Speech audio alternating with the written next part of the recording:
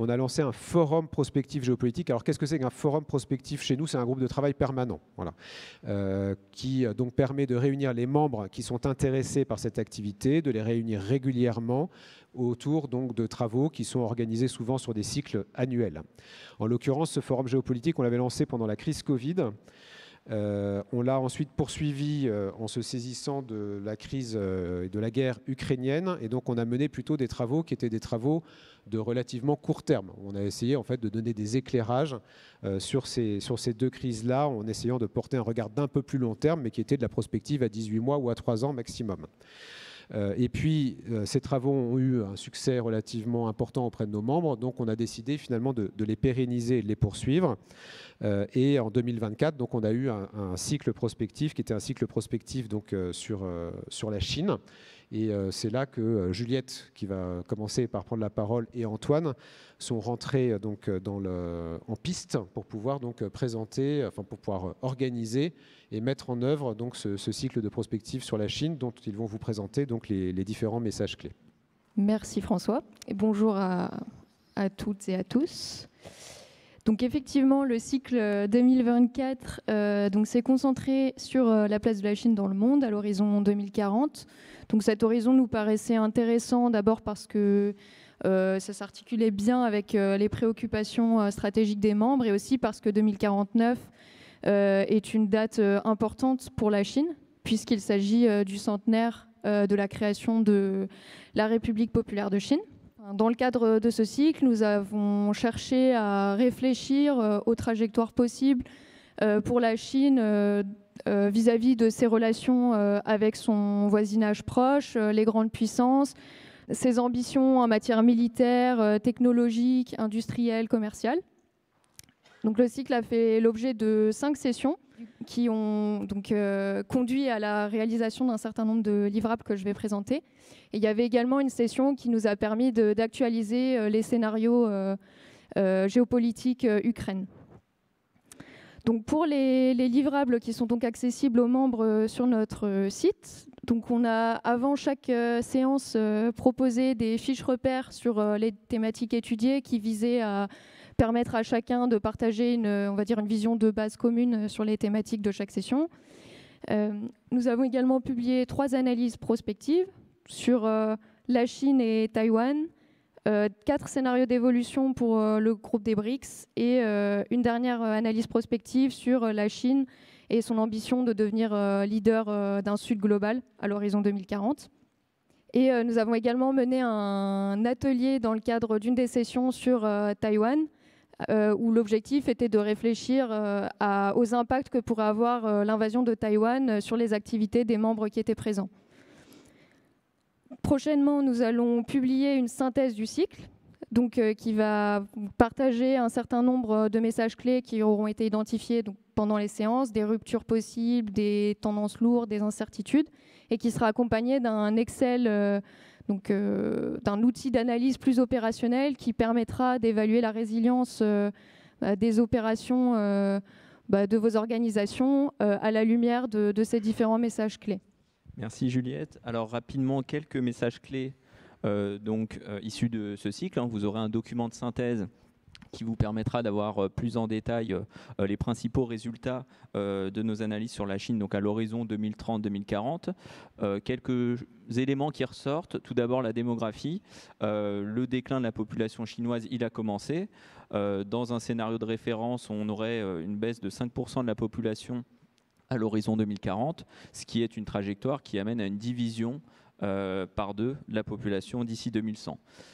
Donc la démographie comme levier de puissance affaibli est également un enjeu pour l'équilibre intergénérationnel, puisqu'on a un vieillissement de la population. Vous voyez sur la figure de droite que donc, le ratio retraité-actif se rapprochera d'un pays comme le Japon. Évidemment, l'ensemble des pays occidentaux vont également vieillir, mais ça va être marqué en Chine, et c'est plus étonnant pour un pays qui n'est pas encore tout à fait développé. Et donc, un chiffre, par exemple, le ratio actif senior, il va être multiplié par 2 d'ici 2040. Autre élément, donc, enfin, ce déclin démographique, il va également impacter à la baisse la croissance économique qui tend à ralentir depuis les niveaux de croissance à 10% connus lors du miracle économique chinois. On est aujourd'hui plus proche de 5% et le Parti communiste chinois se fixe cet objectif de 5% pour les prochaines années, mais il y a un certain nombre de défis auxquels va faire face la croissance chinoise. Vous avez des acteurs, là vous voyez par exemple un exemple à gauche qui font des projections sur la croissance. Ces projections elles sont fragiles évidemment, mais elles montrent quand même une tendance à la baisse avec une croissance qui pourrait atteindre 3% d'ici 2040.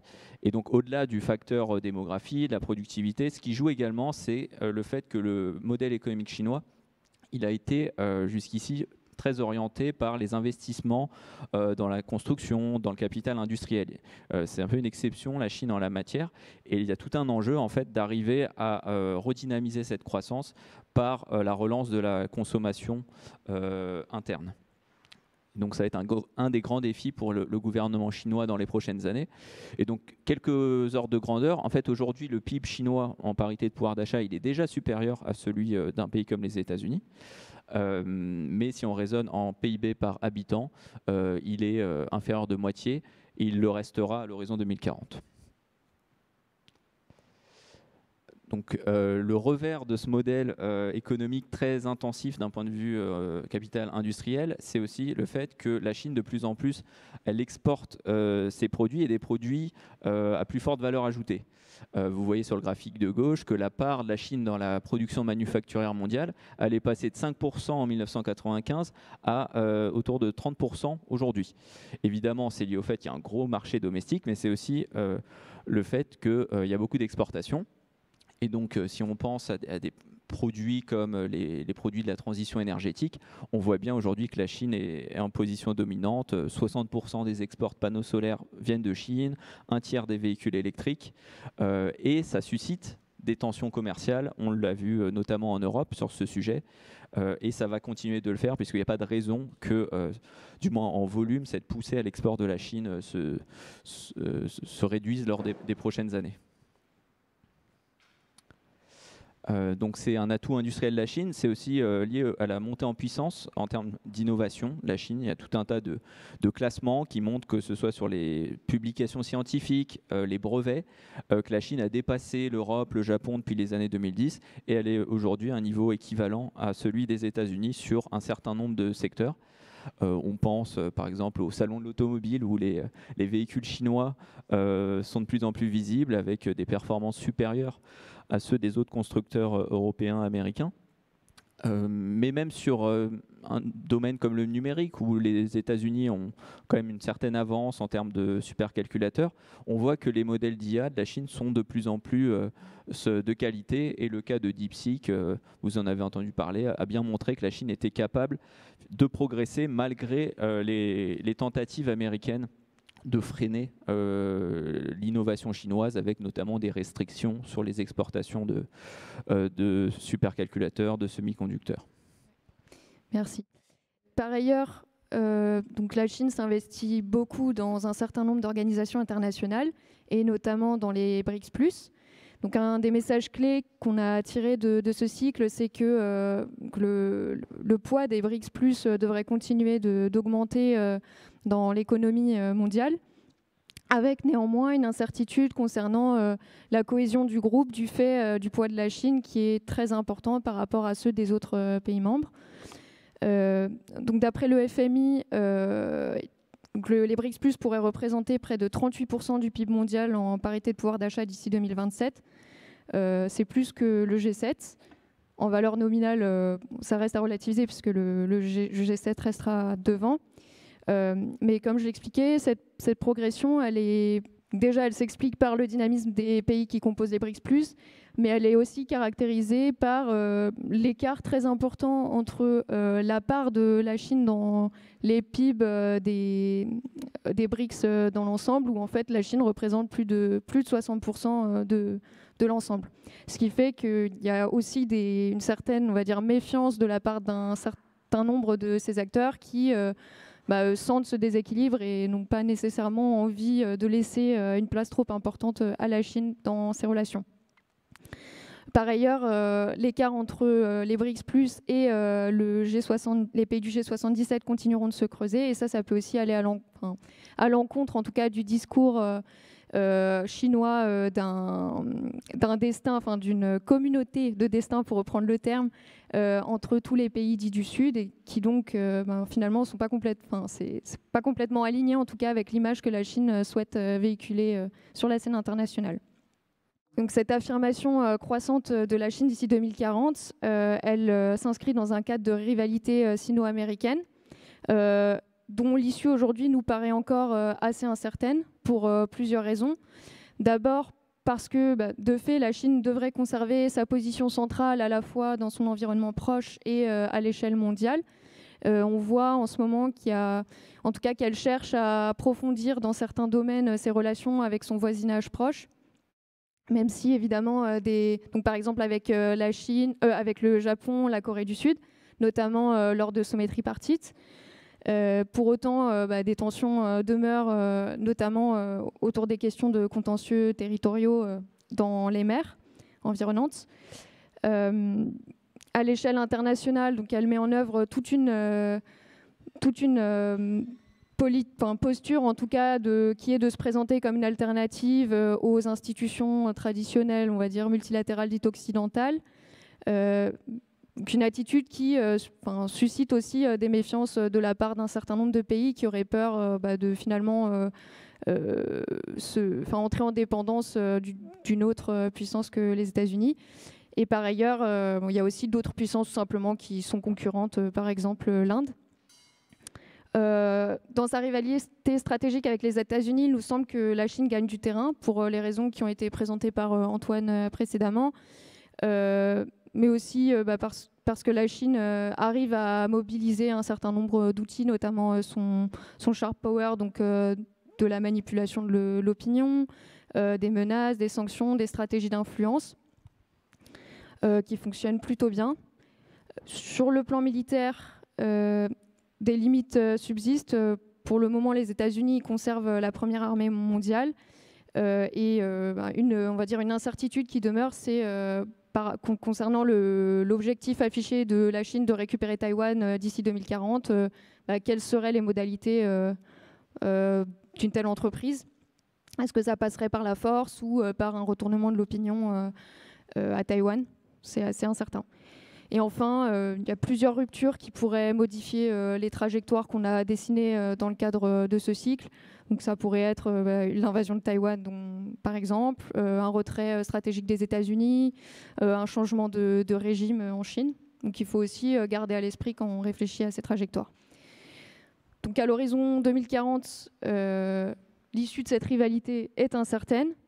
Mais si elle débouche sur un monde fragmenté de blocs, il nous paraît intéressant aussi de réfléchir aux postures que pourraient adopter les autres puissances, donc l'Union européenne, l'Inde, les puissances aussi régionales vis-à-vis de la Chine, des États-Unis.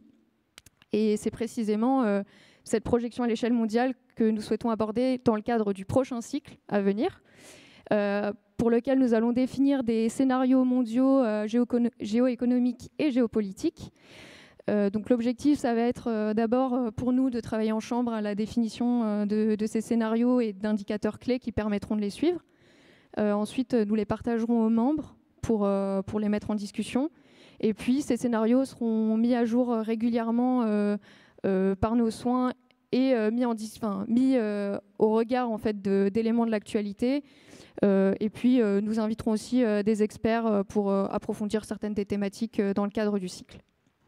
Antoine, tu as été très catégorique tout à l'heure en disant que la Chine va continuer de toute façon à mettre une pression sur l'exportation parce qu'en gros, ils ont des surcapacités productives, ce que tu n'as pas eu le temps de mentionner. Et donc, ils vont continuer à mettre une pression sur l'export. Et en gros, tu considères que le relais finalement de la consommation intérieure, qui est quand même le grand pari de l'ensemble de la nomenclatura chinoise, est voué à l'échec. Enfin, en tout cas, c'est ce qu'on entend dans ce que tu dis. Est-ce que ce n'est pas un peu rapide? Est-ce qu'on ne peut pas se dire que malgré le déclin démographique, on ne peut pas avoir un enrichissement quand même de la Chine qui permette de contribuer, alors plus ou moins dynamiquement, à l'essor de la consommation chinoise? Ce que je souhaitais dire, c'est que en fait, vu que la Chine est à la fois très avancée en capacité d'innovation aujourd'hui, qu'elle a par ailleurs bâti un certain nombre de capacités industrielles dans des industries, elle a un capital humain de plus en plus qualifié, il n'y a pas de raison que le fait qu'elle ait des produits de plus en plus élevés en termes de gamme et très compétitifs s'arrête à l'horizon 2040. Après, en effet, il y a cette question des débouchés. Aujourd'hui, le marché américain et européen, en termes de taille, il n'y a pas d'équivalent encore. Et donc, en effet, si on devait aller vers un scénario de fermeture du fait des politiques protectionnistes, se posera la question de quel relais potentiel. Alors, il y a des marchés sur le sud global qui peuvent partiellement compenser. Il y a aussi le fait, en effet, que le marché domestique chinois est potentiellement très important.